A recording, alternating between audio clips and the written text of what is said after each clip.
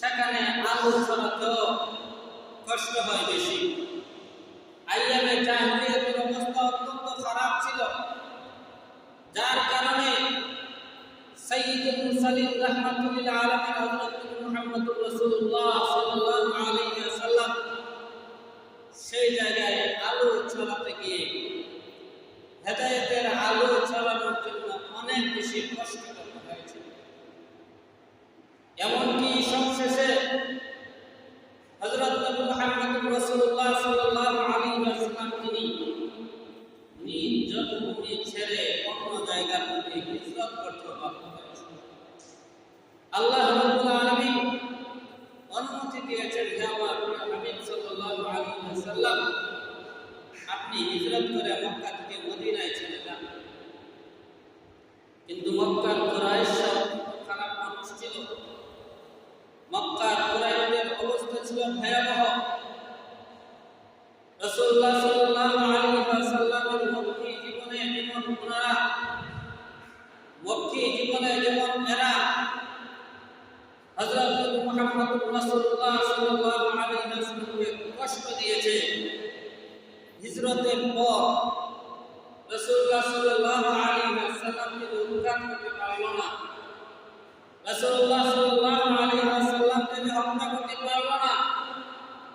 ইসলামকে দুনিয়া থেকে নিশ্চিহ্ন করতে সক্ষম হলো না।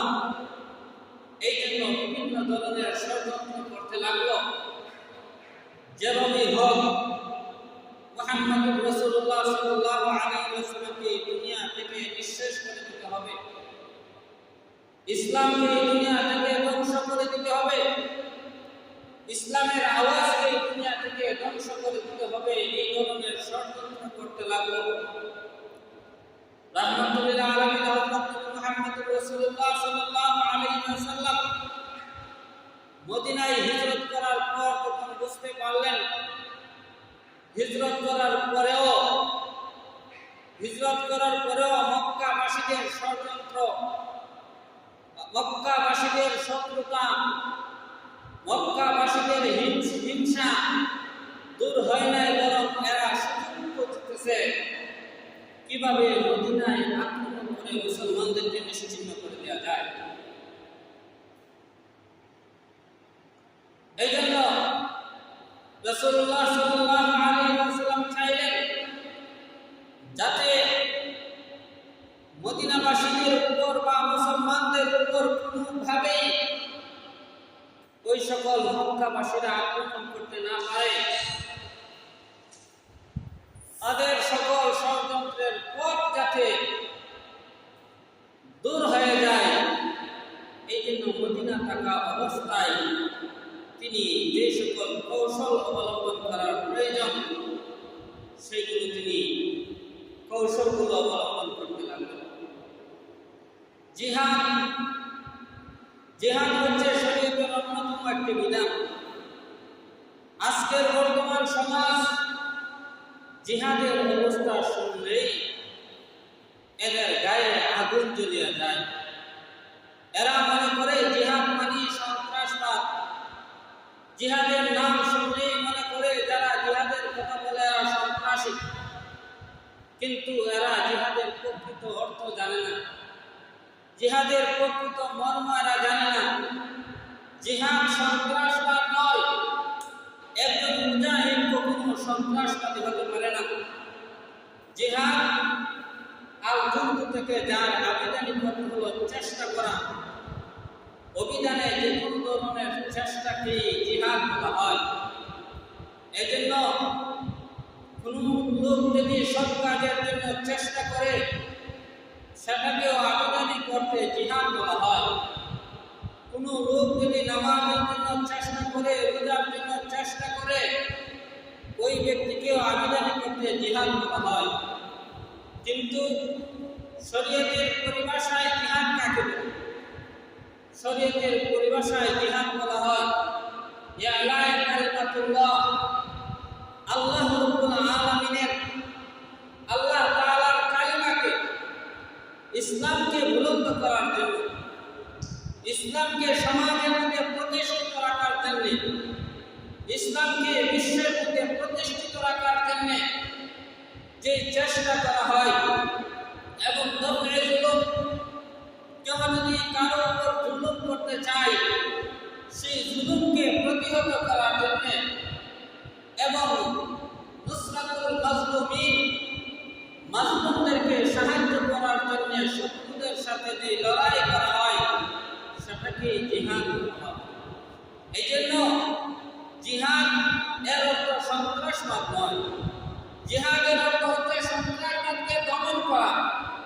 যারা চায় এই পৃথিবী থেকে, আল্লাহর জমিন থেকে আল্লাহ তাআলার কালিমাকে নিঃশেষ করে দেওয়ার জন্য, যারা চায় এই পৃথিবী থেকে ইসলামকে উদ্ধার করে দেওয়ার জন্য, যারা চায় এই পৃথিবীর মধ্যে জুলুম নির্যাতনের স্টিম রোলার চালাতে, যারা চায় এই পৃথিবীর মধ্যে মাজলুমদের সমর্থন না করে মাজলুমদের বিরোধিতা করতে, ওই সমস্ত লোকদের বিরুদ্ধে লড়াই করে দুনিয়ার মধ্যে ইনসাফ প্রতিষ্ঠা করা, দুনিয়ার মধ্যে ন্যায় নীতি প্রতিষ্ঠা করা, দুনিয়ার মধ্যে মাজলুমদের সাহায্য করা, এটার নামই হলো জিহাদ।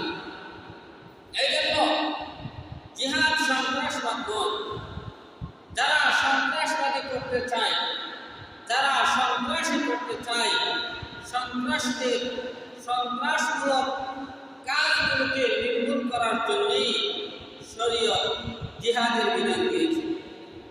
মুহাদ্দিসিনে কেরামগণ দৃষ্টান্ত দিয়ে বুঝিয়েছেন যে জিহাদের মধ্যে যদিও মারামারি আছে, জিহাদের মধ্যে যদিও কাটাকাটি আছে, জিহাদের মধ্যে যদিও একজন আরেকজনকে হত্যা করা আছে, এত সত্ত্বেও জিহাদ শরীয়ত সম্মত হয়েছে। কারণ দৃষ্টান্ত দিয়ে উলামায়ে কেরামগণ বুঝান, কোন ব্যক্তির শরীরের মধ্যে যদি টিউমার হয়, কোন ব্যক্তির শরীরের মধ্যে টিউমার হয়, অথবা কোন ব্যক্তির শরীরের কিছু অংশ যদি পচিয়া যায়, এমন অবস্থায় ডাক্তারে বলিয়া দিয়ে সেই জায়গাটা তার অপারেশন করতে হবে, সেই জায়গাটা তার কেটে ফেলতে হবে। কেন ডাক্তারগণ এই পরামর্শ দেন? ডাক্তারগণ এই পরামর্শ দেওয়ার কারণ হলো সেই জায়গাটা যদি কেটে ফেলা না হয় তাহলে টিউমার বড় হতে থাকবে, তাহলে এই পচা জায়গাগুলো আরো বৃদ্ধি পেতে থাকবে, যার কারণে ওই ব্যক্তির মৃত্যুবরণ করা হতে পারে। এই জন্য কোনো লোক যদি উহার উপর আপত্তি করে যে না টিউমার হয়েছে, সেটা হচ্ছে শরীরের একটা গোস্তের টুকরা, এটাকে কোনো কাটা যাবে না, শরীরের পছন্দ করেছে এই জন্য এই জায়গাটাও কাটা যাবে না, ওই ব্যক্তির মতো নির্বোধ আর কেউই হতে পারে না। সে নির্বোধ, সেই কথা বলতে পারে না যে এই জায়গাটা কেটে ফেললে ওই লোকরা কষ্ট পাবে। ওই লোকরা কেন নির্বোধ? এর কারণ ওই ব্যক্তিটা জানে না সেই জায়গাটা কেটে ফেললেই ওই ব্যক্তিটা সারা জীবনের জন্য শান্তি পাবে। এমনিভাবে জিহাদের বিধান শরীয়ত দিয়েছে। টিউমারের মতো, ক্যান্সারের মতো যে সকল পশম সমাজের মধ্যে ধরেছে, যে সকল টিউমার সমাজের মধ্যে সন্ত্রাসী কর্মকাণ্ড করতে চায়, যারা এই সমস্ত টিউমার সমাজের মধ্যে ফিতনা সৃষ্টি করতে চায়, যারা সমাজের মধ্যে অশান্তি সৃষ্টি করতে চায়, ওই সমস্ত লোকদের সাথে লড়াই করে ওই সমস্ত লোকদেরকে দুনিয়া থেকে উৎখাত করে সমাজে যাতে শান্তি প্রতিষ্ঠা করা যায়, দেশে বিশ্বে যাতে শান্তি প্রতিষ্ঠা করা যায়, এই জন্য জিহাদের বিধান দেওয়া হয়েছে। এই জন্য জিহাদ অত্যন্ত গুরুত্বপূর্ণ একটা জিনিস। আমাদের সমাজে জিহাদের আলোচনা না থাকার কারণে আজকে আমরা সেই জিহাদ হতে অনেক দূরে সরে পড়েছি, যার কারণে সারা বিশ্বে আজকে মুসলমানরা নির্যাতিত, আমাদের মুসলিম সমাজ আজকে সবখানে নির্যাতিত। আজকে ইসলামের কথা উচ্চারণ করলে জঙ্গিবাদের ট্যাগ দেওয়া হয়। আমাদের দেশে অনেক বড় বড় কয়েকজন আলেম যাদের নামে জঙ্গিবাদের মামলা দেওয়া হয়েছে, অথচ ওনাদের সাথে জঙ্গিবাদের কোনো সম্পর্ক নাই, না ওনারা কোনো অস্ত্রের ব্যবহার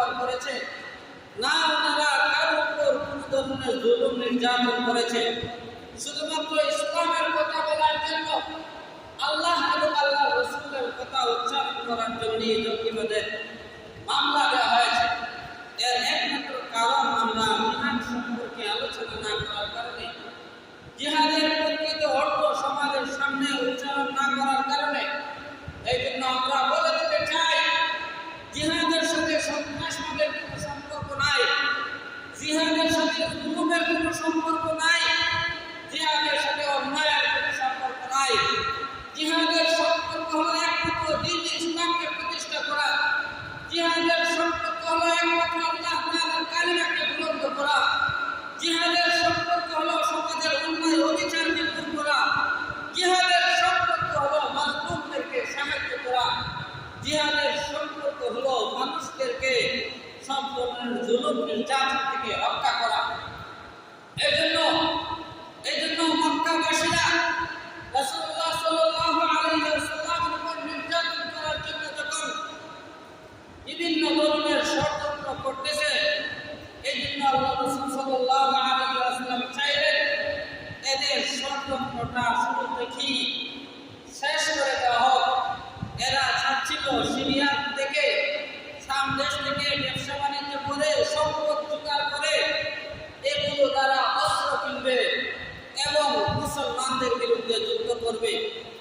রাসূলুল্লাহ সাল্লাল্লাহু আলাইহি ওয়াসাল্লাম এই ষড়যন্ত্র যখন অনুমান করতে পারলেন, দ্বিতীয় হিজরির সফর মাস, আমাদের সামনের যে মাস সফর মাস, দ্বিতীয় হিজরির সফর মাস, আল্লাহ রাসূল সাল্লাল্লাহু আলাইহি ওয়াসাল্লাম শুনলেন কিছু সংখ্যক কুরাইশরা শাম দেশে যাবে, যারা সেখানে গিয়ে ব্যবসা বাণিজ্য করে সম্পদ নিয়ে আসবে, এইগুলো তারা অস্ত্র জোগাড় করে মুসলমানদের বিরুদ্ধে যুদ্ধ করবে। এই জন্য তিনি সফর মাসে যুদ্ধ করার জন্য আবওয়া নামক জায়গার মধ্যে গেলেন। আবওয়া নামক জায়গার মধ্যে গেলেন, কিন্তু সেখানে কোনো যুদ্ধ হয় না। এটাই হলো ইসলামের সর্বপ্রথম যুদ্ধ। ইসলামের সর্বপ্রথম যুদ্ধ হলো আল আবওয়া। আমরা অনেকেই জানি না ইসলামের সর্বপ্রথম যুদ্ধের নাম কি। ইসলামের সর্বপ্রথম যে যুদ্ধটা হয়েছে সেটার নাম হচ্ছে আল আবওয়া। সেটাকে গাজওয়ায়ে বুদান বলা হয়। এর গাজওয়ায়ে বুয়াক, এর পরে যে যুদ্ধটা হয়েছে সেটার নাম হচ্ছে বুয়াক, গাজওয়ায়ে বুয়াক।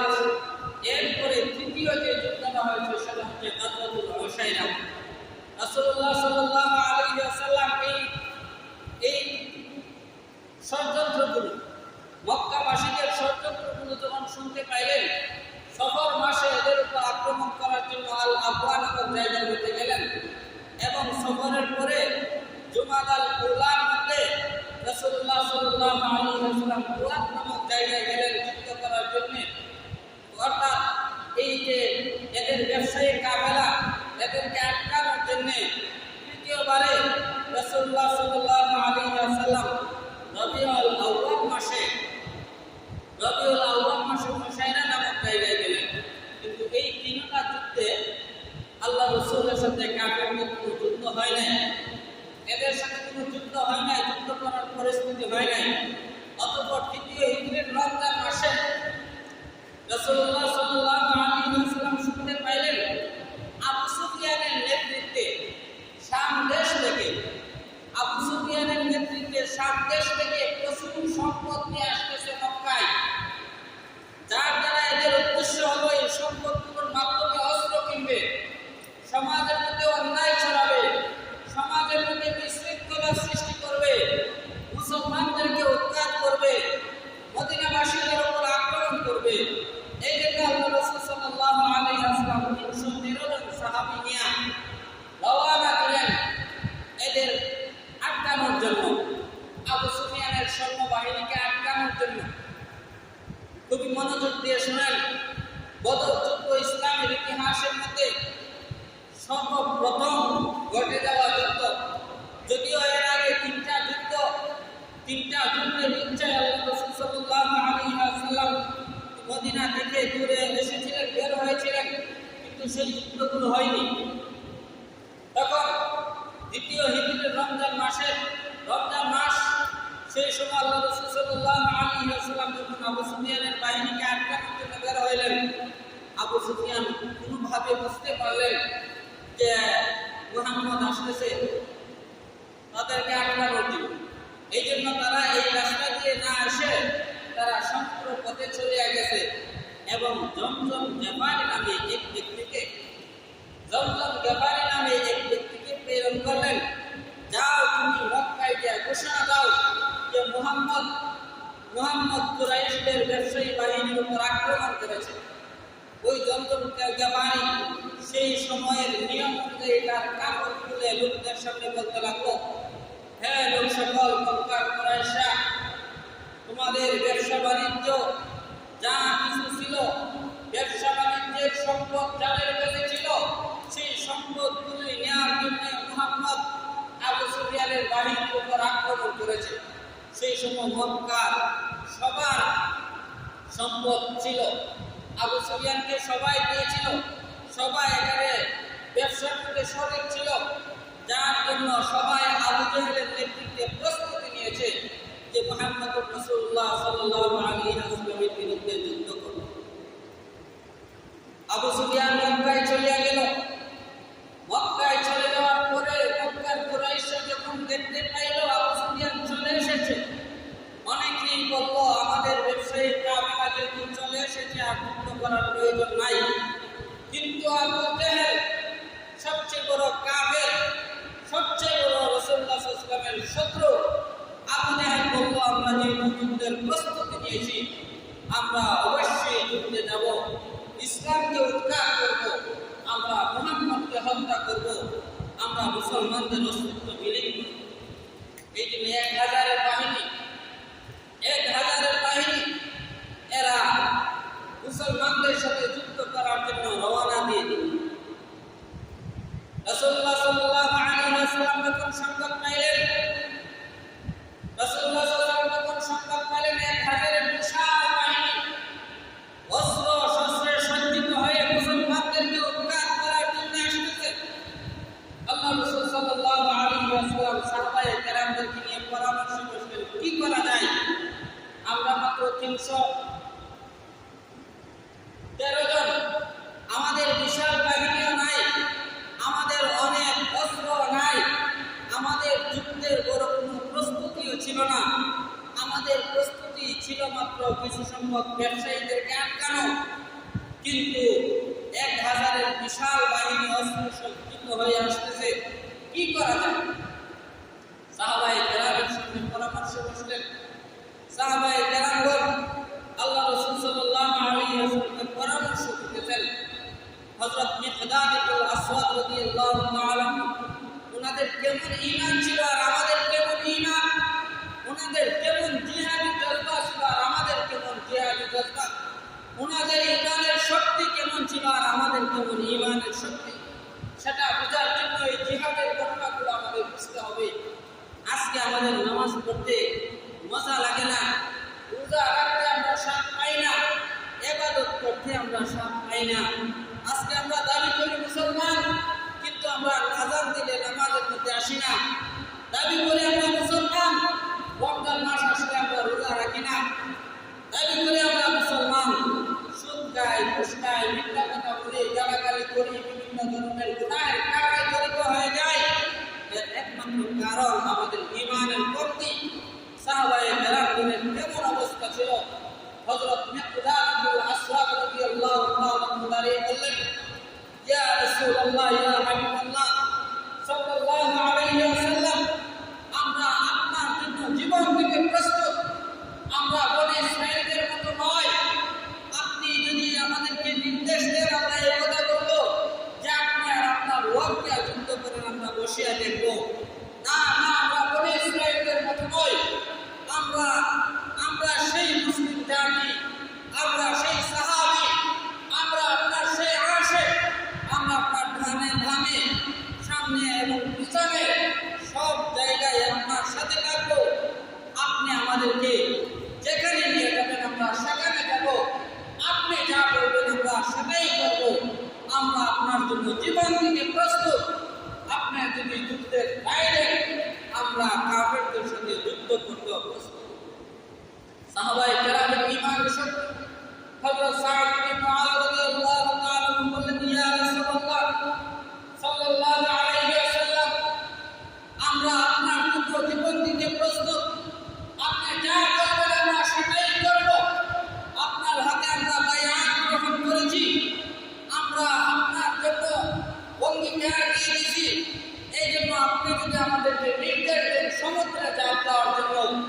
আমরা সমুদ্রে জাম দিয়ে দিব, ইয়া রাসূলুল্লাহ ইয়া হাবিবাল্লাহ, আপনি যা বলবেন আমরা সেটাই করব।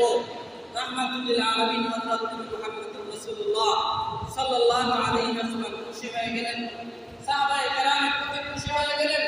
ওনারা কয়েকজন সাহাবায়ে কেরাম মাত্র প্রস্তুত হয়ে গেলেন 1000 বাহিনীর সঙ্গে যুদ্ধ করার জন্য। কেমন ওনাদের ইমানের শক্তি! 1000 বাহিনী অস্ত্র শস্ত্র নিয়ে যুদ্ধ করার জন্য আসতেছে, আর 313 জন সাহাবায়ে কেরাম ওনারা এই বিশাল বাহিনীর বিরুদ্ধে যুদ্ধ করার জন্য প্রস্তুতি নেন। আল্লাহ রাসূল সাল্লাল্লাহু আলাইহি ওয়াসাল্লাম যুদ্ধ করবেন, মুসলমানরা এমন জায়গার মধ্যে অবস্থান করলো যেই জায়গাটা যুদ্ধের জন্য প্রস্তুতিমূলক না, যুদ্ধের জন্য উপযুক্ত না, যেই জায়গাটা আরব দেশ হচ্ছে মরুভূমির দেশ, রোদের দেশ, গরমের দেশ। এই জন্য মুসলমানরা যেই জায়গায় অবস্থান করেছিল সেই জায়গাটা ছিল মরুভূমি। এই জন্য রোদ উঠলে বেশি গরম লাগলে পায়ের নিচে ছিল ভালো ছিল, যার কারণে গরম লাগতো। কিন্তু কাফেররা যে জায়গাটা গ্রহণ করেছিল সেই জায়গাটা ছিল নরম, সেই জায়গাতে পানিও ছিল। এই জন্য প্রয়োজনে পানিও খেতে পারবো। কাফেরদের সংখ্যাও বেশি, জায়গাটাও উপযুক্ত, মুসলমানদের সংখ্যাও কম, জায়গাটাও অনুপযুক্ত। এরপরেও মুসলমানদের ইমানি পাওয়া। এই জন্য আমরা বলি, উলামায়ে কেরাম বলেন জিহাদের মূল জিনিস হচ্ছে তরবারি নয়, অস্ত্র নয়, জিহাদের মূল হচ্ছে ঈমান। জিহাদের মূল হচ্ছে ইমানি শক্তি, জিহাদের মূল হচ্ছে ইমানি পাওয়া। সাহাবায়ে কেরাম প্রস্তুত হয়ে গেলেন। আল্লাহ রাসূল সাল্লাল্লাহু আলাইহি ওয়াসাল্লাম দোয়া করতেছেন, আল্লাহ মাত্র এই কিছু সংখ্যক সাহাবায়ে কেরাম আমার জন্য প্রস্তুত হয়েছে, রব্বুল আলামিন কাফেররা যদি এদেরকে নিঃশেষ করে দেয়, ইসলাম শেষ হয়ে যাবে। আল্লাহ আপনি আমাদেরকে সাহায্য করেন। রাতবেলায় এমন বৃষ্টি আসলো, আল্লাহর পক্ষ থেকে সাহায্য। এই জন্য আল্লাহর প্রতি ভরসা করা লাগে। এরা যদি বলতো যে আমরা লোক সংখ্যায় কম, আমাদের শক্তি কম, আমাদের অস্ত্র কম, আমাদের জায়গা অনুপযুক্ত, এই জন্য আমরা যুদ্ধ করবো না, সাহায্য আসবে। কিন্তু আল্লাহর উপর ভরসা করেছে, ইমানের উপর ভরসা করেছে, আল্লাহর পক্ষ থেকে সাহায্য সহযোগিতা আসতেছে, বৃষ্টি আসলো, যার কারণে মুসলমানদের জায়গাটা শক্ত হয়ে গেল, মুসলমানের জায়গা শক্ত হয়ে গেল এবং মুসলমানের মরুভূমির মধ্যে সেখানে পানিও জমল, পানিরও ব্যবস্থা হয়ে গেল। কিন্তু কাফেররা যে জায়গায় অবস্থান করছিল কাদা মাটি, বৃষ্টি আসার কারণে সেই জায়গাটা পিছপা হয়ে গেল। এদের জায়গাটা এখন যুদ্ধের জন্য অনুপযুক্ত হয়ে গেল। আল্লাহ রাসূল সাল্লাল্লাহু আলাইহি ওয়াসাল্লাম সকালবেলায় যখন যুদ্ধ করবেন, তিনি সাহাবায়ে কেরামদেরকে দেখাচ্ছেন, সাহাবায়ে কেরাম শুনো, ওই যে জায়গাটা দেখতেছে এখানে দেখবে আবু জাহেল মরিয়া পড়ে আছে, সেখানে দেখবে উতবা মরিয়া পড়ে আছে, সেখানে দেখবে সাইবা মরিয়া পড়ে আছে। যুদ্ধ করার আগে আল্লাহ রাসূল সাল্লাল্লাহু আলাইহি ওয়াসাল্লাম এইভাবে বলিয়ে দিতেছেন। আল্লাহর পক্ষ থেকে ওহীর মাধ্যমে তিনি জেনেছেন এই বদর যুদ্ধের মধ্যে মুসলমানরা বিজয় লাভ করবে, মুসলমানরা বিজয় লাভ করবে। কাফিরদের বড় বড় লিডার যারা আছে এরা এই বদর যুদ্ধের মধ্যে নিঃশেষ হয়ে যাবে। এই যে আল্লাহ রাসূল সাল্লাল্লাহু আলাইহি ওয়াসাল্লাম আগেই সাহাবায়ে কেরামদেরকে দেখাই দিলেন, ওই জায়গার মধ্যে দেখো আবু জাহেল মহিলা বলে থাকবো, সেই জায়গার মধ্যে দেখো উতবা পরিয়া পরে রাখবে, সেখানে দেখো সাইবা মহিলা পরে রাখবে, সেখানে দেখো ওলিদ ইবনে মুগীরা পরিয়া পরে রাখবে। এইভাবে আল্লাহ রাসূল কাফেরদের লিডারগুলো কে কোথায় মরবে সেই জায়গাটা পর্যন্ত দেখে। যুদ্ধ শুরু হয়ে গেল, মুসলমানদেরকে আল্লাহ রাব্বুল আলামিন বিজয় দান করলেন। 1000 কাফের বাহিনীর উপরে আল্লাহ রাব্বুল আলামিন এই অল্প সংখ্যক মুসলমানদেরকে এমন বিজয় দান করলেন যেখানে কাফেরদের 70 জন কাফের নিহত হলো, 70 জন বন্দী হয়ে গেল। অল্প সংখ্যক মুসলমানদের ঈমানি পাওয়া আল্লাহ রাব্বুল আলামিন ফেরেশতাদের মাধ্যমে সাহায্য করেছেন। ঈমানি শক্তি, ঈমানি পাওয়া আল্লাহ রাব্বুল আলামিনের সাহায্য, যার কারণে সারা বিশ্ব যখন দেখেছে আল্লাহ রাব্বুল আলামিন মুসলমানদেরকে এই অসংখ্য অগণিত কাফেরদের উপর কিভাবে বিজয় দান করেছে। আমরা হচ্ছি সেই বদর যুদ্ধের মুসলমান, আমরা হচ্ছি সেই বদর যুদ্ধের সাহাবায়ে কেরামের অনুসারী মুসলমান। এই জন্য আমাদের ঈমানকে শক্ত করতে হবে, ঈমানকে আমাদের শক্তিশালী করতে হবে। যে ঈমান আমাদেরকে নামাজ পড়ার জন্য উদ্বুদ্ধ করে, যে ঈমান আমাদেরকে রোজা রাখার জন্য উদ্বুদ্ধ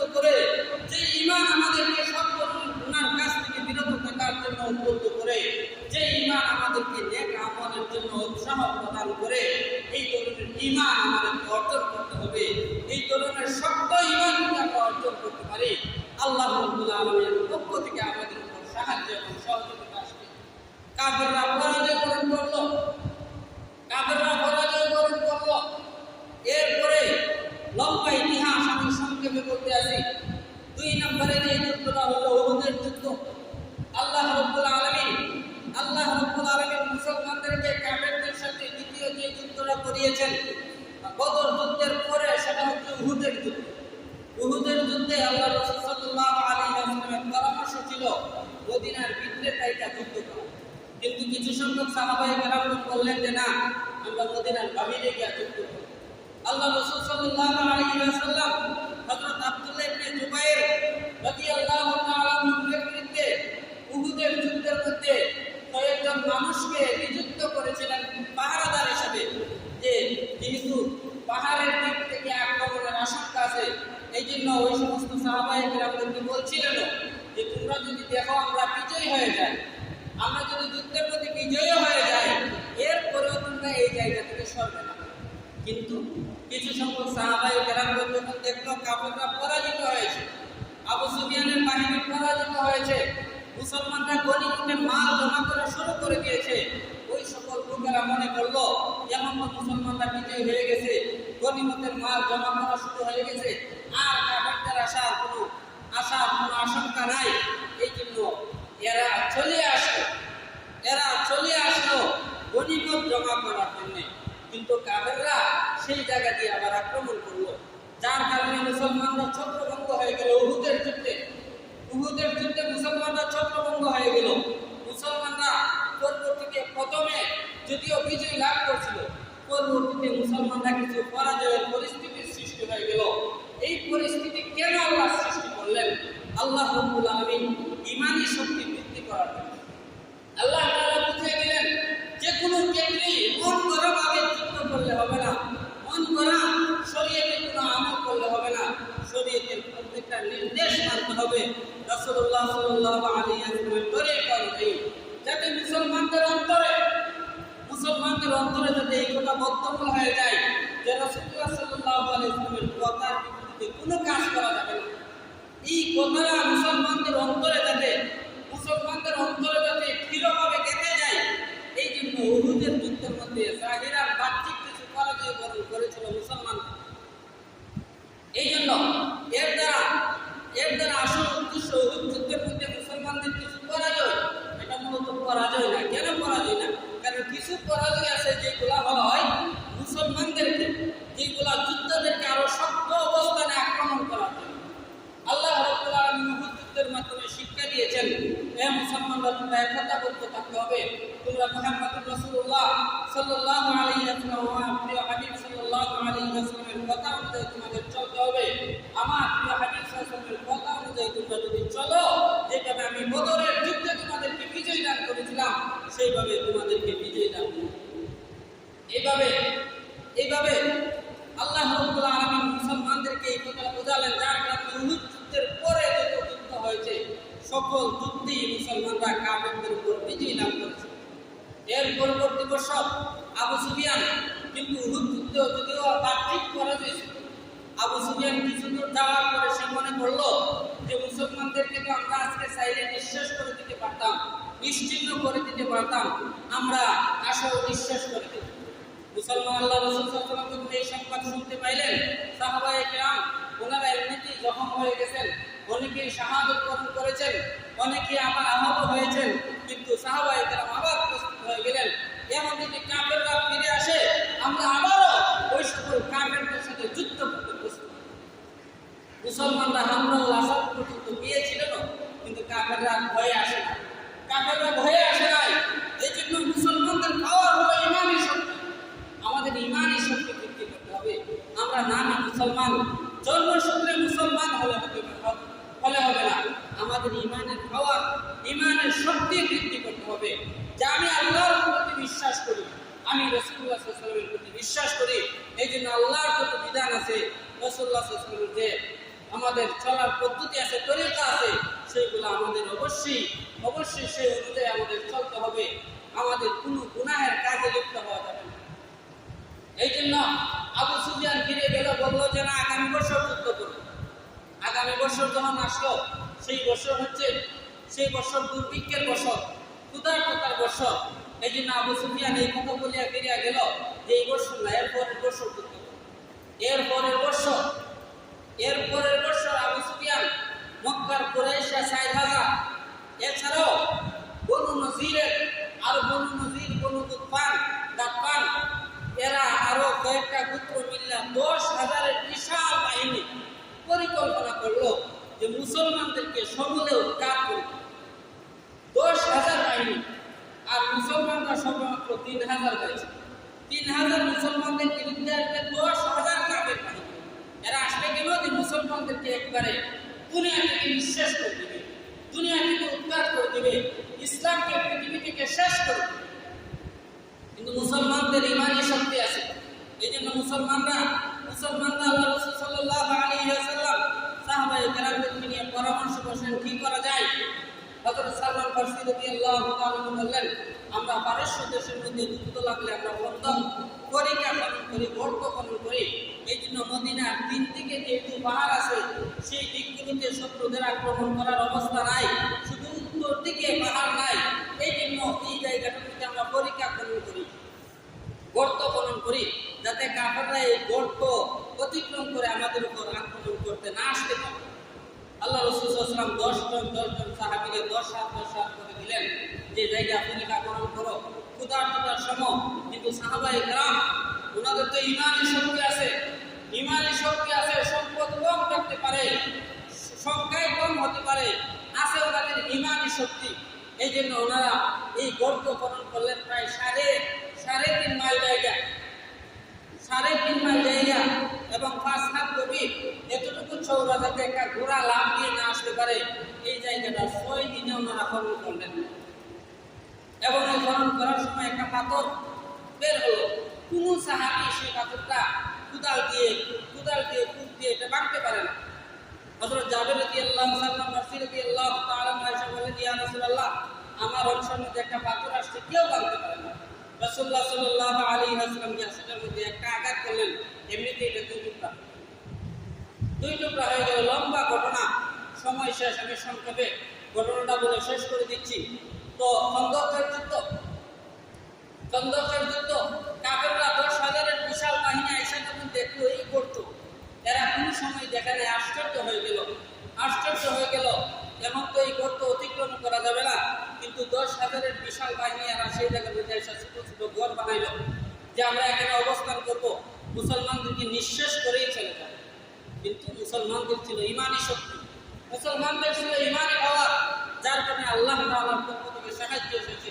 প্রায় ১ মাস পর আল্লাহ রাব্বুল আলামিনের পক্ষ থেকে সাহায্য এসেছে। কিভাবে সাহায্য এসেছে? আল্লাহ রাব্বুল আলামিন পূবালে একটা সভা বলা হয় পূব দিকের হাওয়া। আল্লাহ রাব্বুল আলামিন পূব দিকে একটা তুফান, পূব দিক থেকে আসা একটা তুফান দিলেন, ঝড় দিলেন। যে ঝড়ের কারণে কাফেরদের যত ছোট ছোট ঘর ছিল সে সবগুলা ভাঙচুর হয়ে গেল। এরা যত চুলা ছিল সবগুলা উঠে গেল। এবং সময়টা ছিল শীতকাল, সবাই শীতে অবস্থা খারাপ হয়ে গেল। আবার এখানে আরেকটা ঘটনা আছে যেটা লম্বা, সময় শেষ, যার কারণে বলতেছি না। যখন আবু সুফিয়ান যখন বুঝতে পারলো যে এখন আর মুসলমানদের সাথে পারা সম্ভব না, এই জন্য মুসলমানদের সাথে পারা সম্ভব না, এবং কাফেররা সবাই বিভক্ত হইয়া চলিয়া গেল। আল্লাহ রাসূল সাল্লাল্লাহু আলাইহি ওয়াসাল্লাম বললেন, আল-আন নাকজুহুম, আজকে থেকে আমরাই কাফেরদের বিরুদ্ধে যুদ্ধ করার জন্য যাব, আমাদের বিরুদ্ধে যুদ্ধ করার জন্য আর কাফেররা সাহস করবে। এই জন্য মুসলমানরা সংখ্যার কম দেখে নাই, মুসলমানরা অস্ত্রের কম দেখে নাই, মুসলমানরা ইমানি শক্তি দেখেছেন, মুসলমানরা আল্লাহ রাব্বুল আলামিনের সাহায্যের কথা চিন্তা করেছেন। এই জন্য আজ যদি আমরা সারা বিশ্ব মুসলমান, আজ যদি আমরা আমাদের ইমানি শক্তি বৃদ্ধি করতে পারি, নামাজের মাধ্যমে, রোজার মাধ্যমে, নেক আমলের মাধ্যমে, গুনাহ পরিত্যাগের মাধ্যমে, আমরা মুসলমানরা যদি আমাদের ইমানকে শক্তিশালী করতে পারি, আজও কাফেররা আমাদের দিকে পলায়ন করতে বাধ্য হবে। আজও কোনো মুসলমানের উপর চোখ তুলে দেখার কোনো সাহস করতে পারবে না। এই জন্য আমাদের ইমানি শক্তি বৃদ্ধি করতে হবে। আমাদের এই কথা বুঝতে হবে যে আল্লাহ রাব্বুল আলামিনের জমিন, আমরা আল্লাহর বান্দা। এই জন্য আল্লাহর জমিনে একমাত্র আল্লাহর হুকুমত প্রতিষ্ঠা হবে, আল্লাহর জমিনে একমাত্র আল্লাহর রাজত্ব কায়েম হবে। এই জন্য আমরা সামনে চিন্তা করতাম যাতে এই দেশটা আলেম ওলামা হয়ে যায়, এই দেশটা যদি মুসলমান হয়ে যায়, এই দেশে যদি ইসলামী রাজত্ব চলে, এই দেশে যদি ইসলামী আইনের বহির্ভূত কোনো কাজ না হয়, ইসলামের বিরুদ্ধে, মুসলমানদের বিরুদ্ধে, সাইয়্যিদুল মুরসালিন রাহমাতুল্লাহ আলাইহি সাল্লাল্লাহু আলাইহি ওয়াসাল্লামের বিরুদ্ধে, পর্দার বিরুদ্ধে কোনো ব্যক্তি যাতে মুখে কথা বলার সাহস না পায়, সেই ধরনের পরিস্থিতি আমাদের তৈরি করতে হবে। আল্লাহ রাব্বুল আলামিন আমাদের সবার ঈমানি শক্তিকে বৃদ্ধি করে দিন। আমিন ওয়া আখিরু দাওয়ানা আলহামদুলিল্লাহি রাব্বিল আলামিন। আল্লাহুম্মা সাল্লি আলা মুহাম্মাদিন ওয়া আলা আলিহি اللهم انت السلام ومنك السلام تبارك يا ذا الجلال والاكرام. ربنا اتنا في الدنيا حسنه وفي الاخره حسنه وقنا عذاب النار. وصلى الله تعالى